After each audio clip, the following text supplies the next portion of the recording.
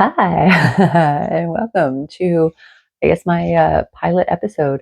This is really awkward. I always hate the pilot episodes of every show because it just feels so like expositional. Like, hey, best friend, I'm going to use your full name. I've immediately lost my train of thought. So, welcome to what this podcast is going to be like. Um, I guess welcome to the maiden voyage of Becca's corner of the world.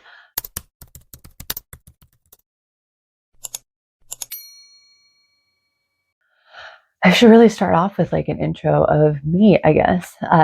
So my name is Becca. I am a cult and abuse survivor.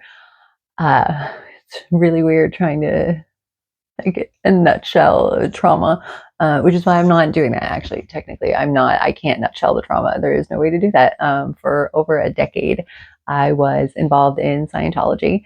At the same time, I was in a very abusive relationship. Um, yeah, it's not a good time. It's not a good time. I have started, I guess I've been seeing this quote everywhere and I really love it. I've started healing out loud because staying silent almost killed me. I escaped Scientology back in 2020. I moved home, got a divorce, and really tried to like immediately jump back into life and living and getting a job. And it did not go well. There's really no way for me to try to like nutshell this whole story. I'm trying to like do a big intro. Basically go check out my website, beccascorneroftheworld.com. I have like an intro blog there. I'm on Threads. I'm very vocal in there. And over time, I guess really my story is going to unfold. I write a weekly blog. I have hopes for like a book one day. Um, being honest, why not, alchemize your bullshit into some gold, right? Um, but I've sat down and I've tried to write this book so many times now, and I can't ever really seem to get anywhere. One, because it's a lot. It's very, it was a lot of trauma, and I'm still not, I haven't completely healed yet. I'm working with a great trauma therapist, but it takes a lot of time and trying to sit down and put it all into words before I've fully finished like processing everything myself. It just proved to kind of make things worse. But I've desperately been needing to get the story out because just keeping it all in my head, that doesn't work. Trying to talk, I do trauma therapy every 2 weeks, and it's trying to remember it all. It's a lot. So I started a blog because I knew that I have a story to tell. I know that there are other people out there like me. I didn't just fall into Scientology. I wasn't born into it. My family is not religious whatsoever. I, I grew up very neurodivergent, but undiagnosed, ADHD, autism and ADHD. It's a great time. Yeah, I love it. I think I'm great. This is the world that didn't really seem to agree so much. I think this is a lot of the problem too. I think that maybe my pilot episode does need to be my pilot episode. I keep trying to like jump to the end so I can just start. I have my laptop here, so I keep looking down. I have my newest blog here open in front of me. Every week when I release my written blog, I want to start doing videos on YouTube as well of me just like reading it, maybe discussing it. Who knows? I haven't started yet, obviously. So we're going to see what it all evolves into over time. But I know, like, for myself personally, I cannot sit down and read a blog. Like, I shouldn't be the one who can writing one. I don't know. I don't have the I don't even want to say I don't have the willpower to sit down and read. I have always loved reading. To be honest, the cult really took that away from me. They enforce a lot of study, a lot of reading time. You don't have an option. I was a very highly trained auditor, so I, did way above and beyond like the normal amount of reading and training, whatever that one does in Scientology. And they really, they ruin reading for you. We're going to dive into a lot of that in later blog too. That's actually a really good one to write that down for me, folks. I think, yeah, we're just gonna start with some freaking story time. Why not? So let's take it back to the story that I cut myself off earlier. Like I was saying, I did not just fall into Scientology. I grew up very different. I had some friends, but I think, and for anybody who's gone through a similar thing, I'm sure you can understand. When you are a certain type of person, trusting, naive, sheltered, certain people know to look for that. So I didn't always end up involved with the best kinds of people. And I ended up, friends, relationships with a lot of people who just really, their only goal was to make me feel bad about myself. So by the time I met the boyfriend who got me into Scientology, I really was not in a good place. I was very lost. I knew that I wanted to do something. I had plans at the time of opening an Irish pub. But I didn't have any like big goals, dreams, aspirations yet. I was 23. I didn't graduate from university. I tried to go to university. That's really hard when you have undiagnosed ADHD and you're only 17 when you start. I don't know who the fuck thought that was a great idea. Apparently, I'm going to be swearing on here too. By the time I met him, I was not in a super great place emotionally, mentally. Let's be honest, I was lost. I was naive. I was an easy target. I had very low self-esteem. I was just ripe for the picking of exactly, I was a perfect victim. I was exactly the person that you could mold into whoever you wanted her to be. And unfortunately for me, that is what he did. We were together for over 5 years. He got me heavily involved in Scientology. He was incredibly emotionally abusive. I'm going to have to do a whole blog on that one day too. I think I kind of have, or at least I've started. The fallout from emotional abuse. I do have a blog written on that one as well. Still trying to, gather all of those thoughts together. I'm actually going to close my laptop because we're not doing that now. We're going to do a different kind of pilot and see if I just delete this whole thing, or if nope, I'm not going to delete it. We're doing this. I'm sick of hiding. I'm awkward. I'm confused. I lose my train of thought every few words. I'm cringe. I'm weird. I'm uncomfortable in my skin all the time, and I'm so fucking sick of pretending that I'm not. But really, all you need to know about that man is he tried to destroy me, and in a lot of ways, he very much did. And I don't want to give him that credit. I don't want to fucking give him that credit. Nobody should be able to have that kind of power over your life, which is a really great, toxic positivity way to look at things. But the sad reality is there are not great people out there who, if you make the mistake of trusting them, that sounds like victim blaming. If they do a good enough job of convincing you to trust them, of promising you the world, they absolutely can destroy your life. And that's not your fault. It is not my fault. It is not the victim's fault for falling for their bullshit. I guess I'm down this little bit of a tangent here because I've been seeing a lot of victim blaming online lately. I've been seeing a lot of posts. I just posted something myself about it yesterday. Like, women, stop having babies with men who aren't kind to you. Like, it's not cool, because there are master manipulators on this planet. I quoted this in my blog yesterday from Daniel Quinn's The Story of Bee, and I'm sure you have heard some variation of it. If you drop a frog in a pot of boiling water, it will of course frantically try to clamber out. But if you place it gently in a pot of tepid water and turn the heat on low, it will float there quite placidly. As the water gradually heats up, the frog will sink into a tranquil stupor, exactly like one of us in a hot bath. Before long, with a smile on its face, it will unresistingly allow itself to be boiled to death. And it's a great analogy for how people end up in these situations, how people end up in cults, how people end up in abusive relationships. It never starts off that way. They never start off with the crazy. They never start off with the violent. They never start off with the abuse, because they know there's just not a chance in hell that anybody is actually going to stick around if you start like that, right? Like, nobody says, I'm going to go join a cult. Let's throw on some robes and lose all sense of self. No, that's not how it starts. So we've got to stop blaming the victims. Because really, it's just condescending. I'm feeling imposter syndrome because I did not walk into this podcast expecting to talk about any of this. So yes, cults, relationships, they never show their real face up front. Not relationships, abusive relationships. They never start with their true face.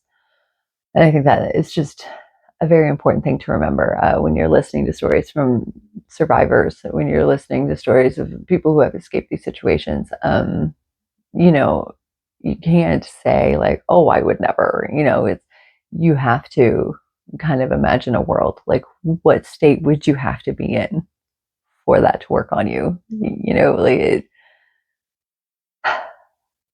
it's an awful thing to have experienced. Now I'm floundering again because I don't know where to go from this, and now I just want to turn it all off and delete it and start over. Oh, I'm getting that feeling when I'm like not happy with the book and I just want to delete it and start over.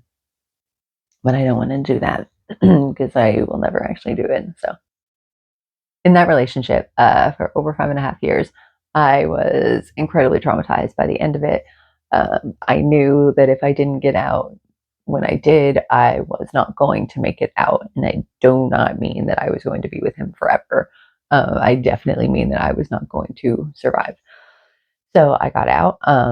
Unfortunately, as anybody who has been in one of these relationships know, even when you start to figure it out, even to the point of knowing that you have to get out, it's never that easy.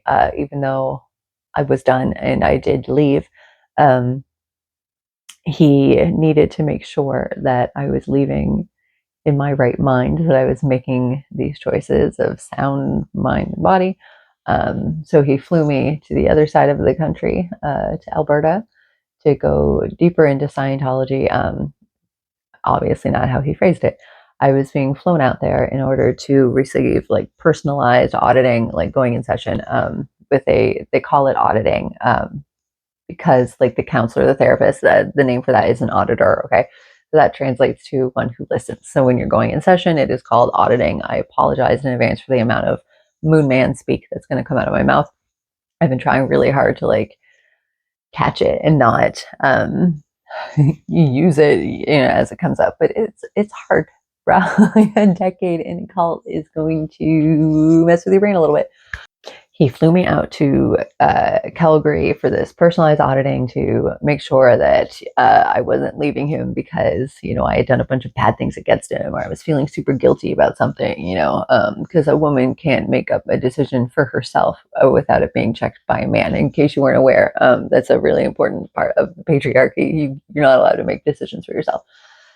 So I go out to Calgary. And before I know it, I'm, being shown all of these videos about all of the great things Scientology is doing and all of their efforts across the world and all these people that they're helping. And for me, I've been a bleeding heart since I was a child. And I think a lot of that has to do with the fact that I was so heavily bullied and isolated and alone.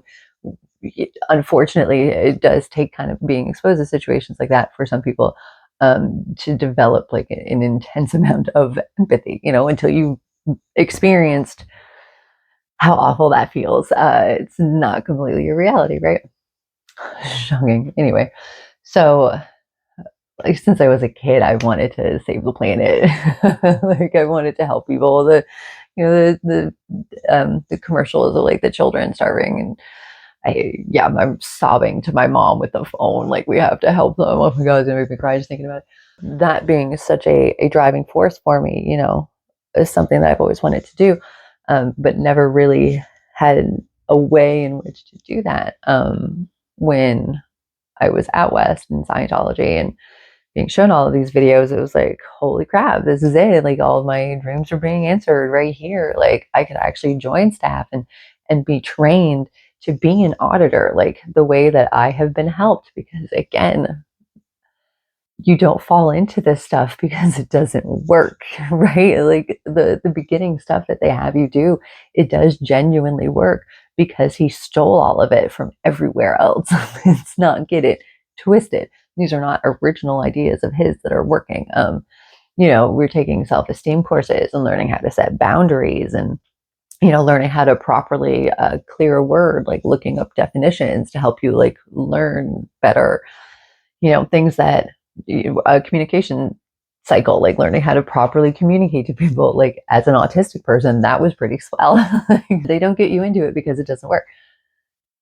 So I was being gifted this opportunity to help people all over the world and to get paid to do it. So, of course, especially I just left this relationship where he had me completely isolated. I had no friends. I had no job. I had no money. I didn't have my family. Of course, I didn't know they were right there waiting for me to come home. But, when you're in a relationship like that, they really convince you that you have nobody. They make you cut ties from everybody from your past. They make you cut ties with anybody who's going to remind you that you are better than this.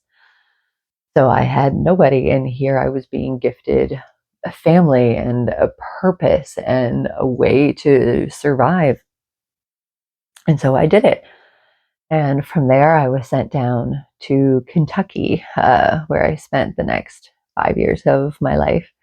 And I got married to somebody while I was down there. Unfortunately, he was also very emotionally abusive in a very different way. I don't, I want to say I don't think it was malicious. Um, I really don't know. I can't help but think that he saw a very broken girl because I met him 2, 3 months after I had broken up with the first one. I wasn't healed yet. I wasn't back on my feet yet. I can't help but really believe that a part of him saw a very broken, vulnerable girl and thought, perfect. And I didn't know any better. He he did the opposite of what the first ex did, where I was so starved with him. I mean, like actually starved. I wasn't allowed to eat. Everything was very monitored. I shouldn't say I wasn't allowed to eat. I wasn't allowed to eat anything that he did not deem healthy. And basically, the only things that he deemed healthy were vegetables. So that wasn't a great time. And then from there, this new guy, all of a sudden, we get a frozen pizza for dinner like multiple times a week, which I hadn't had pizza in years. And there's one slice left, and he's telling me to eat it and not judging me for the fact that I'd already had like 2 or 3 slices of pizza, like out of the frying pan into the fire. I'm not going to drag him right now. He doesn't deserve it in this episode. We'll see what the future holds. Because he definitely had his faults as well. Let's just say he's absolutely a Trump supporter and did not realize that raging against immigrants while married to an immigrant isn't really a great look. That got weird. There's a reason I am very happily divorced now. Not just because he was in a cult. So those 5 years were very intense because we were both on staff, we were both auditors, and we worked all the time. I worked way more than him because he was also a very stubborn man. He's a perfect example of the fucking patriarchy, like a straight white dude who does not understand his own entitlement. Like, anyway. Because I was a pushover, I worked infinitely more than him. I worked basically nonstop for 5 years of my life, and I am still trying to recover. Yeah, a whole lot happened. A whole lot happened while I was down there, which is why it's going to take me a very long time to completely tell my story. God, I don't even know if anybody's going to end up seeing this. I'm probably just going to delete it. No, I'm not going to. I'm not going to delete it. While I was on staff at one of their biggest churches, hey, pretty cat. Oh, Cass is coming to say hello. Hi, I'm just talking to my camera. There's nobody in here. You want to come up? Oh, you're a big boy. Yeah, lots of big crazy boys in this house. They'll probably be making some appearances. So yeah, down there for 5 years. The relationship was not phenomenal. My time on staff was a billion times worse. Like I said, I was an auditor. I'm also a female, and there are a lot of gross dudes in Scientology. So it was not a great time. And the people that ran the place were corrupt. I left with nothing and a lot of destroyed credit and an even more destroyed psyche. So I guess the point of all this is That's my story. Good Lord. Um, it wasn't a great time. No, that's such an understatement. I can tell my people pleasing is trying really hard to come out on this because I like, oh God, I have to keep it interesting and light and funny. Like nobody's gonna want to watch this, but like the whole point of me telling these stories is that it wasn't light, it wasn't funny, it wasn't casual.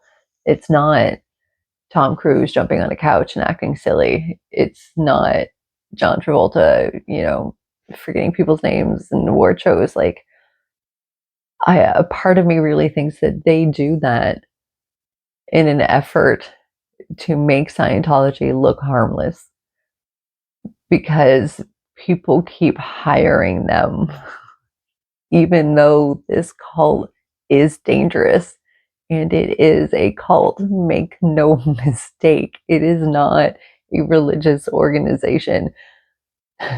I was an ordained minister. Technically, as an auditor, you are also supposed to be ordained as a minister, so your files are protected by like priest-pendant confidential laws or whatever.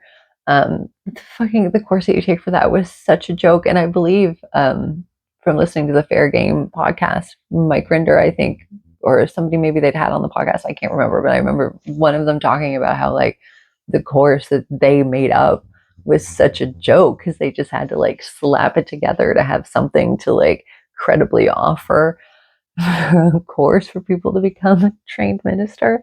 And the whole thing was just studying like other religions, like not really studying anything technically to do with Scientology, even though you're supposed to be an ordained minister within that organization. Like it,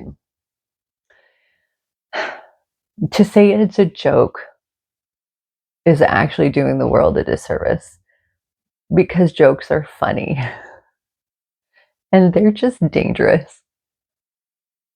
They're just dangerous. Oh, good golly. I feel like I should also have a partner. I think this would be a lot easier if I like had somebody to keep me on track, but shockingly, I'm very paranoid. It's really hard for me to trust people. Lord love a duck. The whole point of this like intro podcast is really just so I can stop feeling like I have to be so expositional every time I start a video.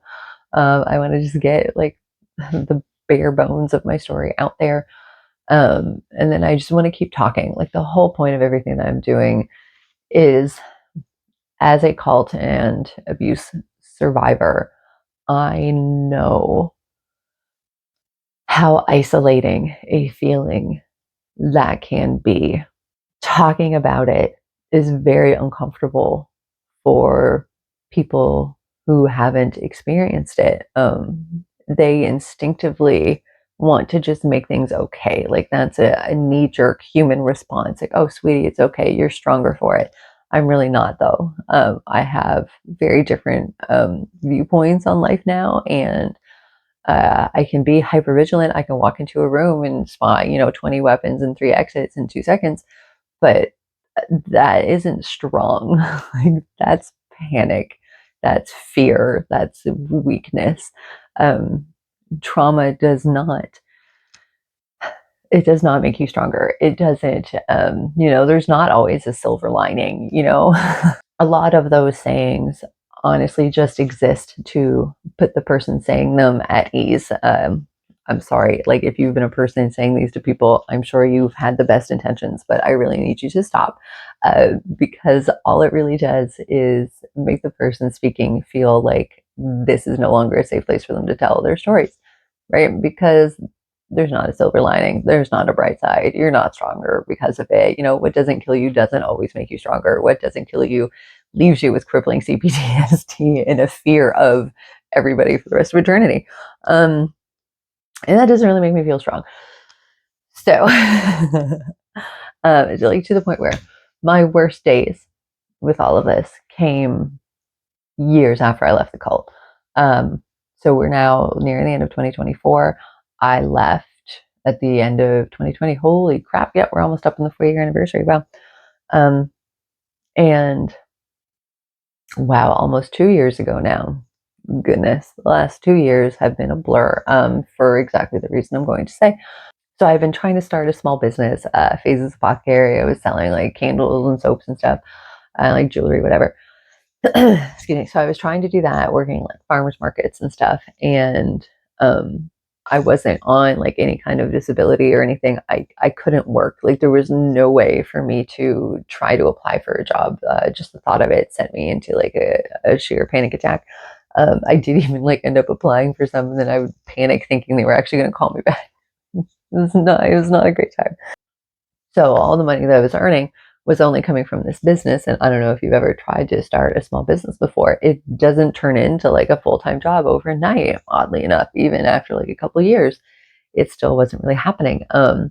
And I wasn't confronting my own trauma yet. Like I wasn't really allowing myself to look at it because I just wanted to be okay. I didn't want to admit that these awful things had really been as awful as they were. Because, again, anybody who's experienced this really knows what I'm talking about. Like, you try to kind of live in a bubble a little bit and not, like you put up a force field and you just want to be okay and you plow forward and you throw yourself into work or relationships or drugs or whatever it takes to, like, honestly just numb the pain, name your numbing solution. And all of that stopped working. The the stress of it all, the reality of it all, really started to catch up. My body just completely started to shut down. And the Christmas, it was like the Christmas season, the Christmas market season. So like November or whatever of 2 years ago, 2022, I started getting very, very sick, all night, every night. It would start anytime between midnight, sometimes as early as 9 p.m. The overnight would start for me. Typically midnight to 1 a.m. up until 5 a.m. For whatever reason, 5 a.m. my body was like, okay, you can sleep now. And I would be, trigger warning, I guess, just throwing up all night, every night. I had a makeshift bed set up in the bathroom because it wasn't just a, like, you throw up once or twice and then, like, you're fine for a little bit and then you go through it again. Like, no, it was constant. The second that I tried to lay my body flat, I'd have to get right back up and start throwing up again. Um, and that would happen all night, every single night for months on end. That did not stop. And then I think I had like a week or two break after that, where like I didn't throw up and then it was right back again. I don't know why it stopped for a week or two. Really odd. I thought it was over, didn't matter, right back to it. And it continued.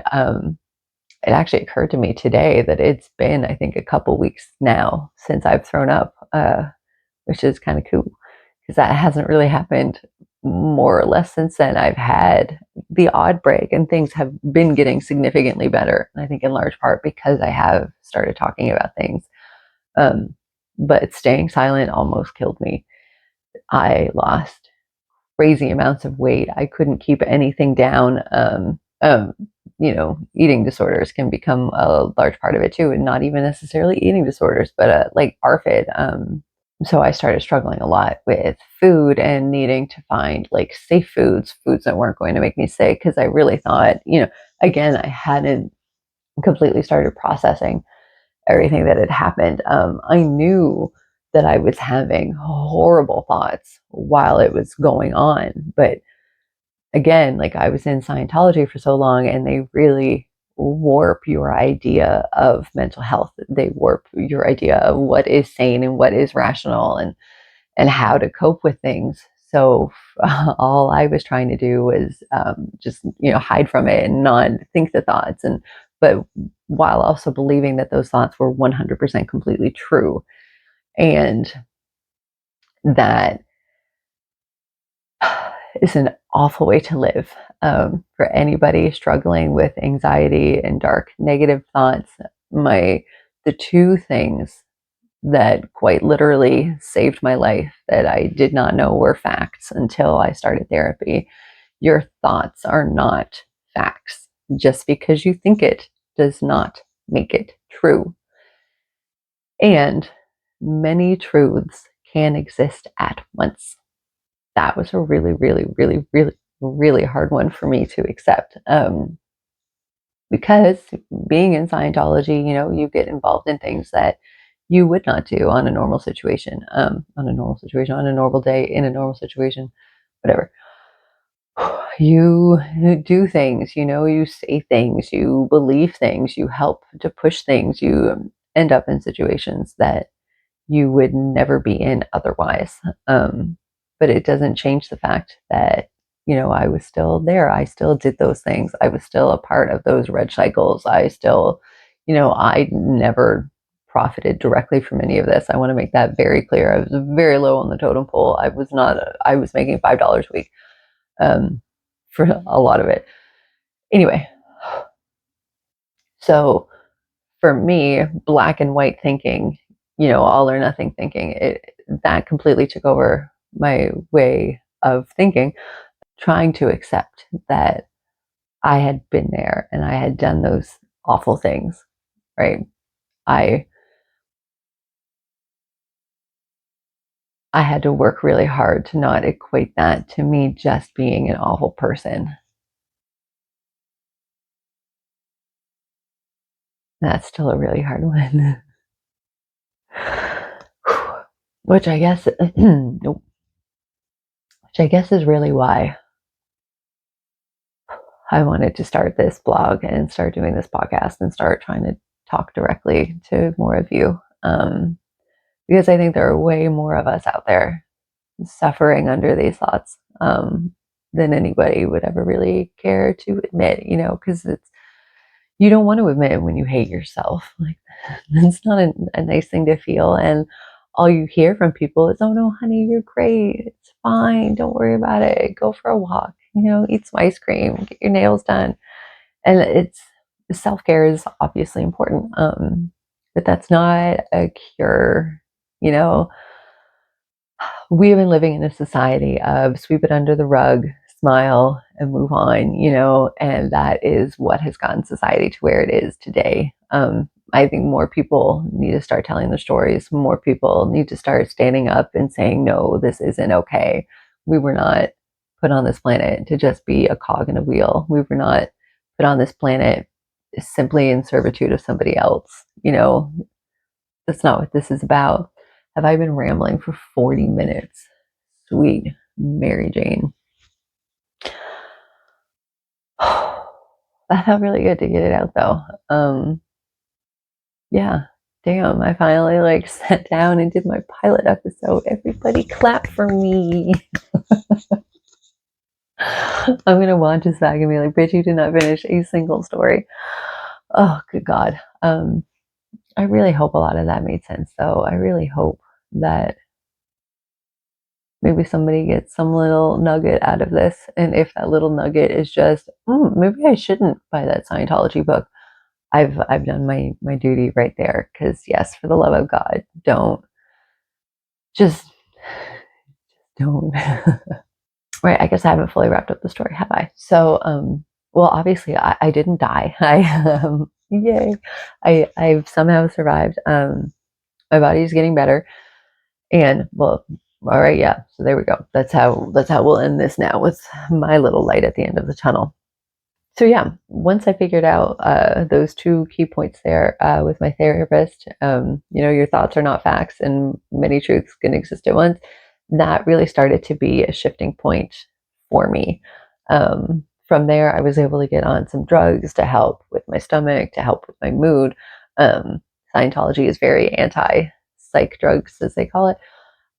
So that was very terrifying, but starting to reach out and find a therapist, period, was terrifying. I thought for sure people were going to come busting through windows and arrest me and drag me back to Flag. But they didn't. As a matter of fact, I actually got a little bit better. I've been working with a really great trauma therapist. He's amazing. He's been really helping me unpack a lot of things. And slowly but surely, my stomach is starting to calm down. The body is getting there a little bit too. I noticing I clench my fist.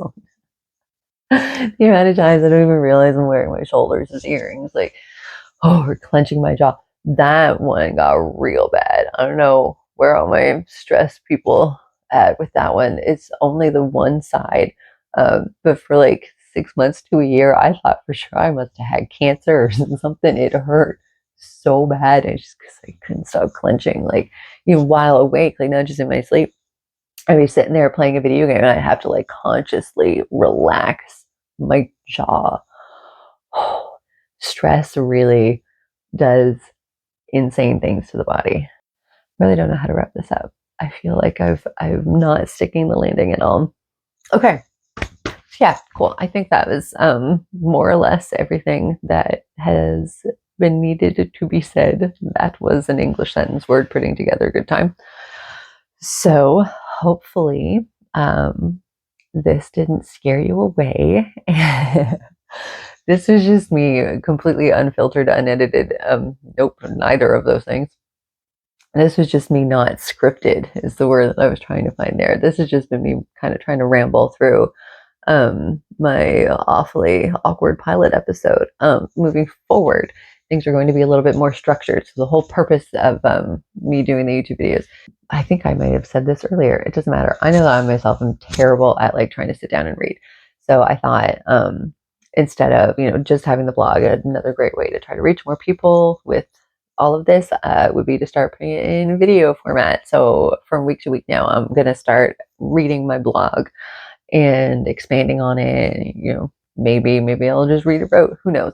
I listen to a lot of red-handed podcasts. I cannot do their wonderful English accents, but I like how you can tell they like write it out and stuff ahead of time. And I don't know if you've noticed, my ADHD comes on real strong if I don't have something written down in front of me, and I tend to follow the bouncing ball, but that bouncing ball has a mind of its own, and things just get very confused. So I promise things will do better moving forward. Who knows? Maybe this one won't even see the light of day. Maybe I honestly just needed to ramble out my own expositional bullshit so that I could feel better just starting the next one. Like, hey guys, there are rapists in Scientology.